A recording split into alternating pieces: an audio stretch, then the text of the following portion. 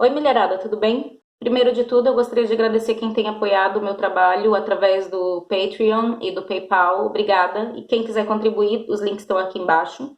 Hoje eu queria fazer uma resposta para um vídeo, uma reportagem que foi lançada em Portugal semana passada, que é sobre barriga de aluguel. Barriga de aluguel, como prostituição e pornografia, é um daqueles temas de cisão dentro do feminismo, em que as pessoas têm uma dificuldade brutal de ver onde é que está a exploração e conseguem normalizar e aceitar muito facilmente a exploração da mulher sob ideias que são necessariamente patriarcais, sob o guarda-chuva da feminilidade. Por exemplo, tem pessoas que se opõem à barriga de aluguel comercial, mas não se ela for altruísta, porque se a pessoa faz por amor, não tem problema nenhum. É claro que quem faz por amor é sempre a mulher que por amor se anula, é sempre a mulher que quer muito, né? Porque ela ama muito, ela ama todo mundo, é isso que é o papel da mulher na sociedade, né? É amar, é se doar, é se entregar, é se anular para os outros, para fazer os outros felizes, para completar a vida dos outros. A mulher nunca é suficiente por si só, ela se completa quando ela tem um filho ou quando ela completa outras pessoas, e normalmente ela se completa quando tem um filho porque ela dá um filho para outra pessoa. É toda uma lógica muito louca. Eu achei que essa reportagem, que foi lançada em Portugal pelo canal da TVI, pela jornalista Alexandra Borges, ela é tendenciosa de forma a comover todo mundo, a banalizar a barriga de aluguel, que ela chama como a subrogação, a maternidade de substituição. Boa noite. A lei da gestação de substituição, errada e vulgarmente conhecida por barrigas de aluguer, tem criado bastante polémica. E em Portugal esteve em vigor menos de um ano. Primeiro, ela é feita de forma pessoalizada. Ela vai acompanhar pessoalmente a mulher que procura a gestação subrogada ou a barriga de aluguel, não é? E vai fazer ali com aquele fundo romântico, aquela musiquinha emocionante, comovente, vai falar do drama das mulheres que nascem sem útero. É mesmo o desespero que as leva a aceitar outras opções. A única forma de ser mãe e ter o meu filho biológico é através da gestação de substituição. Então, passo 1. Ela comove através da pessoalização de uma política estrutural, de uma política que afeta coletivamente e da legalização de um comércio. Nós estamos falando da legitimação de um comércio, mas ela transforma isso na história de uma pessoa de forma que torna aquilo muito mais pessoal e mexe com a emoção de quem está assistindo. Ponto 2. Ela busca profissionais de várias áreas, vai buscar psicólogos, vai buscar a presidente do Conselho Nacional de Reprodução Medicamente Assistida, entre outros profissionais, mas basicamente para endosar o mesmo ponto de vista, que é como a barriga de aluguel é necessária, é progressista e é uma forma de responder o anseio dessas mulheres que nascem sem útero, esse monte de mulheres. Ladies in Ukraine who are ready to be surrogate mothers and help couples. É um ato voluntário de generosidade e de solidariedade de uma mulher para com outra mulher. Que é a vontade altruística que a pessoa tem de dar. Deve ter este caráter de generosidade, de dádiva, digamos assim, temporária. Porque, meu Deus, o que é uma mulher sem filho, né, gente? Ela não é completa. É claro que as mulheres precisam engravidar e ter filhos. Da perspectiva feminista, a barriga de aluguel é um problema por quê? Porque ela necessariamente mercantiliza e objetifica a mulher. Ela tira a autonomia reprodutiva de uma mulher, a soberania sobre o próprio corpo de uma mulher, por meio de um processo de compra da mulher para uso, ou exatamente como a palavra diz, de aluguel. Você aluga o corpo de uma mulher para usar e abusar durante 9 meses para você ter o seu filho, ou seja, para cumprir aquele ideal de família tradicional burguesa, né? A família atomizada, como pai, mãe e a criança, ou quando eles tentam manipular isso para falar que é sobre uma coisa progressista, que é sobre os direitos LGBTs, para casais gays e casais lésbicas, empurrando o modelo de família tradicional, inclusive para aqueles que não são heteronormativos, que não seguem a regra da heterossexualidade compulsória do patriarcado. Ou seja, é o abuso de poder de alguém que tem dinheiro e alguém que precisa de dinheiro. O corpo de uma mulher não é uma estação de trabalho, o corpo de uma mulher não é um objeto. E na barriga de aluguel, ela é reduzida a uma incubadora, e vocês vão ver isso na reportagem, que eles sabem disso e eles frisam isso. Vamos ouvir aqui a presidente do Conselho Nacional de Reprodução Medicamente Assistida. Esta mulher que não tem útero, na maior parte das vezes, tem óvulos. Pode ter o seu próprio filho com o seu próprio material genético. e, portanto, só não tem a incubadora para gerar esse filho. Pronto, como vocês viram, ela fala claramente, ela precisa de uma incubadora. Ela tem óvulos, ela tem todo o seu material genético, é isso que importa para a burguesia, é o material genético. Ela precisa de alguém que sirva de incubadora para fazer essa criança aparecer magicamente. Nós estamos aqui assumindo com todas as letras que você pode pagar para usar uma mulher como uma incubadora, como um objeto. Aliás, isso é tão claro, eles sabem tão bem isso, e que isso é incutido inclusive nas mulheres que trabalham como barrigas de aluguel. Por exemplo, essa mulher ucraniana que aparece na reportagem, a Yulia, ela está grávida de quase 9 meses, está prestes a dar à luz. Vamos ver o que ela fala. На все влияет генетика. Как можно сказать, что он ее, если он не ее? Я просто колба, все, я не могу быть никем другим просто-напросто. Então ela diz com todas as letras, eu sou um recipiente. É isso que ela é, um recipiente. Isso é um nível de abuso e de violação dos direitos humanos das mulheres. É a desumanização de mulheres contratualizada. Compra e venda de mulheres como se fossem objetos. Onde é que a gente teve isso? Onde é que era? Ah, sim, durante a escravidão, que a gente assumiu que era errado e que a gente disse que era errado com todas as letras e que a gente ainda hoje luta para combater porque ainda existe, porque é tratar seres humanos com objetos por motivação de lucro. E a barriga de aluguel é isso, é motivação de lucro. Não pense que alguém está legitimando um mercado, que é disso que a gente está falando, de agências que vão juntar aquele monte de mulheres pobres que podem ser gestantes de substituição, barrigas de aluguel, podem ser alugadas para casais ricos. O pagamento não vai dar às pessoas uma motivação que elas não teriam porque precisam de dinheiro. Para além de provocar as desigualdades do costume na sociedade, em que de repente então vamos ter meios de substituição, se calhar, de classes sociais muito mais desfavorecidas, que são aquelas que precisam. Isso é pago e é louco de caro. E é feito através de agências e de empresas privadas. Nós estamos falando de mercado. Ninguém está regulando o mercado porque está muito preocupado com 10 mulheres que nasceram sem útero lá de Portugal, não é? Nem do Brasil e nem em lugar nenhum, porque ninguém dá a mínima para o direito das mulheres, senão a gente não estava aqui ainda. Outra coisa importante a se tirar nota é que nessa reportagem, além dessa romantização, da comoção e não sei o que, eles deixam muito claro que isso é um movimento de cima para baixo. Na reportagem fala que os casais, coitado dos casais ricos portugueses que têm que ir até a Ucrânia pagar 40 mil euros para uma mulher carregar o filho deles, é um drama horroroso. E essas mulheres fazem só porque elas são mulheres e, portanto, elas amam muito e querem muito ajudar um casal que elas nunca viram na vida só por 40 mil euros, que não vai tudo para elas, como é óbvio, né? Ну, ежемесячная выплата 350 евро, а в конечном итоге, потому что один ребенок 13,5 тысяч. Não basta a comoção, esse abuso da ideia de feminilidade, que as mulheres amam servir, de que as mulheres são muito altruístas e se anulam, aí passam as transformações de uma gestação durante 40, 42, 43 semanas para fazer feliz um casal rico que elas nunca viram na vida. Esta é a segunda vez que é gestante de substituição. Na primeira gravidez, nunca chegou a conhecer os pais biológicos. Подписание договора.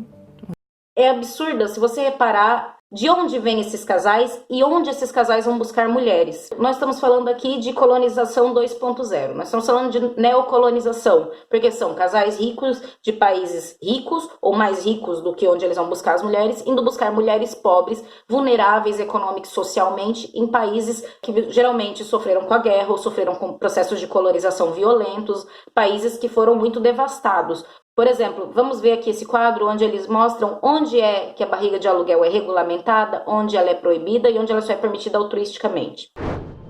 É proibida em Espanha, França, Alemanha, Suíça, Áustria, Itália e Suécia.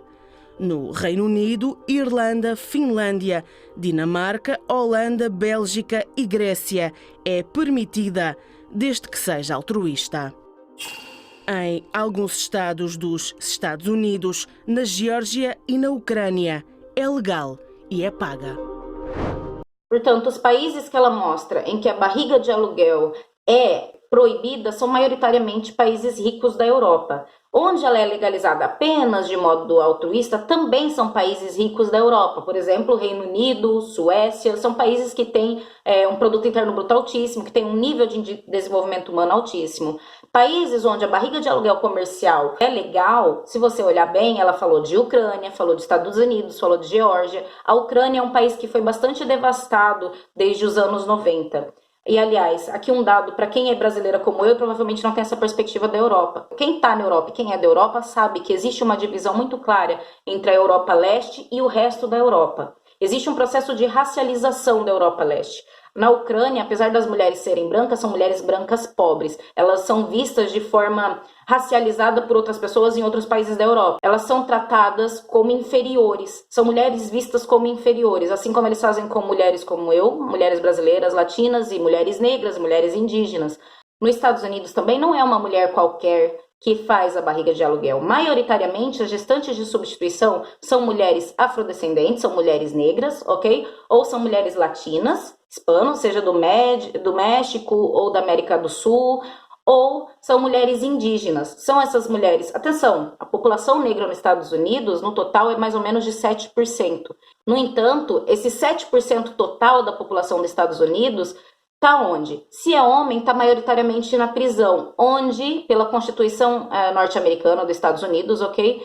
A escravidão ainda é permitida se você for preso. Existe a emenda constitucional que aboliu a escravidão nos Estados Unidos, ainda permite desde que você esteja encarcerado. Não é à toa que eles encarceram tanto a população negra. A escravidão nos Estados Unidos nunca acabou. Então, 40% das pessoas nas prisões dos Estados Unidos são pessoas negras. E a maioria das mulheres na prostituição nos Estados Unidos e servindo como barriga de aluguel também são negras. É por isso que eu disse, isso é colonização 2.0. Outros países onde a barriga de aluguel comercial é legal seriam, por exemplo, Tailândia, a Índia, onde foi durante muito tempo e você tinha inclusive fazendas humanas de procriação, né, onde eles vendiam desde leite até as barrigas de aluguéis e as mulheres, além de serem usadas como objetos, eram condições de vida subhumanas. Foi banido em 2015 porque o mercado estava absurdo e o nível de tráfico humano, obviamente, aumentou exponencialmente. Afinal, sair do seu país para ir comprar, literalmente, uma criança em outro país é tráfico humano, né, gente? Não tem outra palavra para isso. E o que a gente está falando no contrato de barriga de aluguel, pense nisso também, existe um contrato, não é? Eles podem cercear a liberdade da gestante para proteger o seu filho, por exemplo. Quando você paga pelo produto do bebê, você tem direito a fazer isso. Na Índia e no Paquistão, os pais que pagavam pela criança tinham direito de fazer absolutamente tudo. A gestante não podia nem ir ao médico sem avisar os pais. Portanto, ela se torna, durante 9 meses, não só a incubadora daquele casal, mas tipo uma marionete, que o casal pode dizer o que ela faz, o que ela deixa de fazer. Ela perde completamente a sua soberania como um ser humano, o seu status de ser humano. Ela passa a ser um boneco com que o outro comprou e pode usar como bem entender. Você está fazendo um contrato onde o produto desse contrato é o bebê. Inclusive, eles falam disso na reportagem. Por exemplo... E com aquilo que foi a mentalização que a pessoa foi fazendo ao longo da gravidez, de que aquilo não era o seu filho, não é? E que, naturalmente, era um filho para entregar. E, portanto, isto facilita todo esse processo de separação. Aquilo não é o filho dela. Aquilo, não aquele, aquele produto, essa coisa. Além da desumanização das mulheres, de usá-las como incubadora, como a própria presidente do Conselho Nacional de Reprodução Medicamente Assistida diz, né, uma incubadora, ainda tem toda a questão do abuso psicológico e emocional que existe ali. Não é só a transformação física que o seu corpo passa ao longo desses 9 meses que já deveriam ser suficientes. O abuso emocional e o abuso psicológico é muito bem explicado nesse vídeo também, embora ele é sempre tendencialmente a favor da barriga de aluguel. Por exemplo, o psicólogo fala do processo de luto, que é ter de entregar o bebê após o parto. Vamos assimilar isto a um processo de luto, é uma perda. Não é? É um processo de sofrimento. Isto tem que ser discutido com as mulheres a priori, que normalmente não duram mais do que 1 ano. Eu não sei vocês, eu sou mãe, eu já carreguei uma criança, é impossível você gestar uma criança no seu corpo, sentir os pontapés, né? Você sente a criança mexendo, você vê a criança desenvolvendo, você acompanha aquilo, você passa por um parto. Porra, um parto é muita coisa, sabe? O primeiro parto costuma durar um dia inteiro. É muito comum durar 12 horas, 14 horas ou mais, ou 3 dias, pode acontecer. Enfim, você passa por tudo isso e tem que entregar a criança, às vezes sem nem pegar no colo, às vezes sem nem ver o rosto, porque você tem que dizer que aquele filho não é seu.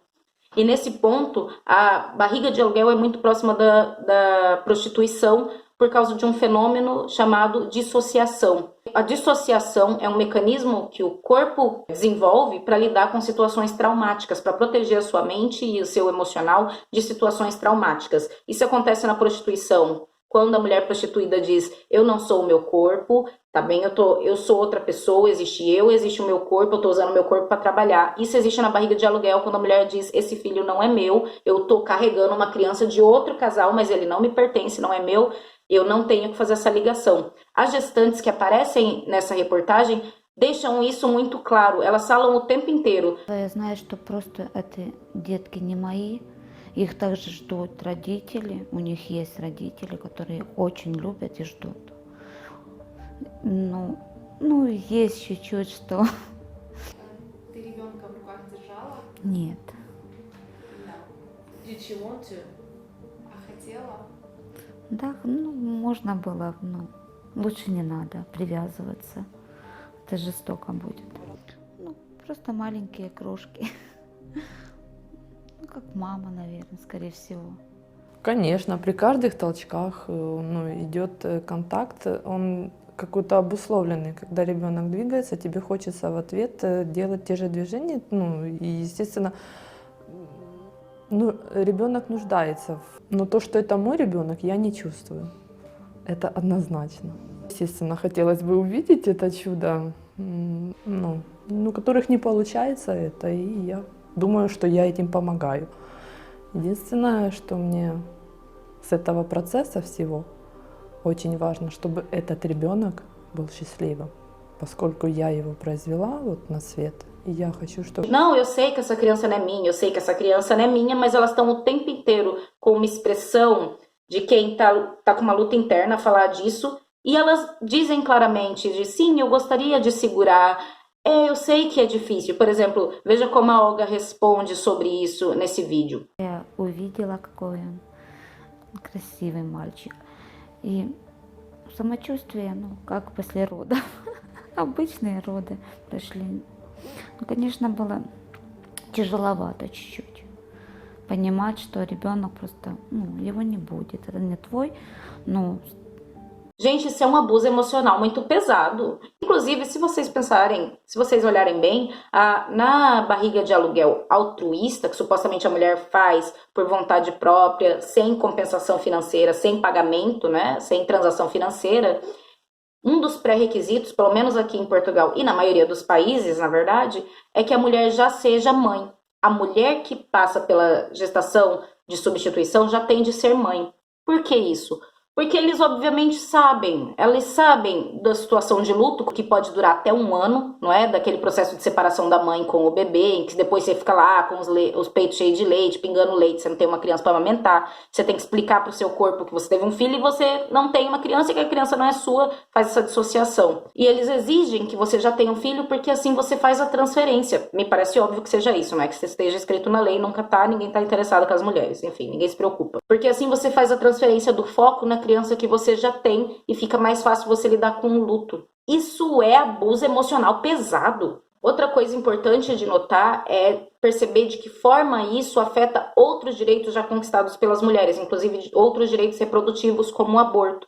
Por exemplo, nos Estados Unidos houve processos judiciais de disputa por embriões e por óvulos congelados por casais. Tem um artigo em que a Janice Raymond, que é médica e feminista radical, comenta sobre isso. Eu vou deixar o link aqui embaixo, que chama Primavera de 1990, a frente fria da escolha reprodutiva. Está traduzido lá no blog. Quando você prioriza o material genético, como eles fazem na reportagem, vê aí. Tenho óvulos, tenho material genético também do meu namorado e é tudo nosso. O material é nosso. A prostituição está desenhada, a gestante nunca será a mãe, porque a gestante não contribui com material biológico seu para a criação do embrião. Este é o laboratório de criobiologia, onde estão armazenadas amostras de embriões resultantes de ciclos de casais. Portanto, muito bem, arrepende-se, mas o filho não é dela. Só se não quiserem dar nenhum valor ao material genético. Quando você prioriza o material genético sobre a soberania corporal e a soberania reprodutiva da mulher que gesta, da mulher que pare, o que acontece é que está munindo providas de argumentos do tipo, bom, se isso aqui pode ser protegido como uma vida e como material seu, por que é que você tem direito ao aborto? Por que é que você tem direito a tirar a vida de um feto de 10 semanas, mas pode proteger um óvulo e um embrião? Isso é uma coisa que a legitimação e a legalização da maternidade subrogada ou da barriga de aluguel pode trazer, porque nós estamos falando do material genético de outra pessoa e de tirar os direitos e a autonomia da mulher que gesta e da mulher que pare. Isso é um risco que nós corremos. Nessa reportagem, eles também falam sobre o direito ao arrependimento. E eu fiquei mesmo chocada com a cara de pau de tratar isso da forma que eles trataram. Na primeira versão da lei, a gestante podia arrepender-se até ao início dos procedimentos médicos ou até às 10 semanas de gravidez. Depois, o Tribunal Constitucional decretou que a gestante tem afinal o direito de se arrepender após o nascimento da criança. Partilha dessa opinião de que a gestante tem que ter direito ao arrependimento? Não. A gestante, quando vai para este processo, já tem que ter feito um trabalho de casa muito grande com ela própria. O processo de seleção das gestantes é um processo bastante rigoroso e, como tal, acho que nenhuma mulher se vai colocar numa posição destas sem saber aquilo que vai. Todo mundo parece o tempo todo muito ofendido, porque aqui o tribunal decidiu que é inconstitucional você dizer que a gestante não tem direito de se arrepender. Ou seja, você obrigou a mulher a carregar o filho, você obrigou a mulher a parir aquela criança, inclusive provavelmente o casal pode escolher se quer um parto normal ou um parto cesárea, porque a mulher nem sequer tem direito disso, não é? E agora, além dela ter que passar por um ano de luto, normalmente dura um ano o luto de ter que entregar a criança, ela não tem direito nenhum de revogar o consentimento. Como se consentimento fosse uma coisa que você contratualiza e depois você não pode voltar atrás. É a mesma coisa que dizer para uma mulher, pensem nas legislações sobre estupro, ok? Você dizer para uma mulher que como ela aceitou e consentiu em começar o sexo, ela não pode recusar e não pode voltar atrás. Se ela for estuprada, problema dela, culpa dela, porque ela não pode voltar atrás. Ela disse sim antes, ela não pode dizer não agora. É o que eles estão dizendo aqui na barriga de aluguel. Você disse sim antes, você não pode se arrepender agora, porque esse filho é meu, é um material genético, não é uma criança sua, você foi só a incubadora. E por que os casais portugueses vão buscar na Ucrânia, como eles dizem aqui? Olga e Yulia nem sequer pensam na hipótese de ficar com a criança. Na Ucrânia, as gestantes não têm direito a arrepender-se. Na Ucrânia, as mulheres não têm direito ao arrependimento. Ela é literalmente um objeto. Ela é uma pessoa sem vontade, sem direito a consentir. E é muito curioso que eles falem em, por exemplo, olha essa mulher dizendo sobre o direito de escolha. Eu acho que nós também temos o direito, efetivamente, de fazer as nossas escolhas, de querermos ter um filho biológico. Como ela disse, eu tenho direito a escolher ter um filho. Eu tenho direito a escolher, mas a mulher que carrega, a outra mulher, a que serve como barriga de aluguel, não tem o direito de escolher não entregar a criança, não tem o direito de revogar o seu consentimento. Existem dois níveis de humanidade em jogo aqui. Um é mais humano, outro é menos humano, né? Um é mais objeto do que humano. Você está criando cidadãs de segunda classe, que obviamente são mulheres pobres. Você nunca vê mulheres ricas com esse desejo altruísta, muita vontade de ajudar outro casal. Especialmente, você não vê uma mulher rica com uma vontade absurda de carregar durante 9 meses e parir e dar o filho para um casal de pobres que não tem condições de pagar fertilização in vitro e não pode ter filhos, é infértil. Você não vê. Esse altruísmo aparentemente só acontece com gente pobre. Pobreza é o segredo do altruísmo, né? Muito católico isso, inclusive. E é importante frisar aqui é que também está em causa o direito das crianças, porque quando você fala, tenho direito a ter um filho, que porra é essa, minha filha? Filho não é tipo habitação, sabe? Tenho direito a ter casa. Sim, você tem direito a ter casa, mas ninguém tem direito a uma criança. Uma criança é uma pessoa. Você tem direito a se casar, mas o Estado não tem que te fornecer um marido ou uma esposa, porque é uma pessoa, não é um objeto, uma propriedade sua. Vou deixar links de leitura sobre barriga de aluguel aqui embaixo, inclusive sobre as lutas que as mulheres estão travando por aí, para você saber o que pode ser feito e qual é a melhor alternativa da perspectiva feminista, da perspectiva de emancipação das mulheres, de direitos das mulheres. Se envolvam na luta, precisamos de vocês. Beijo, até a próxima.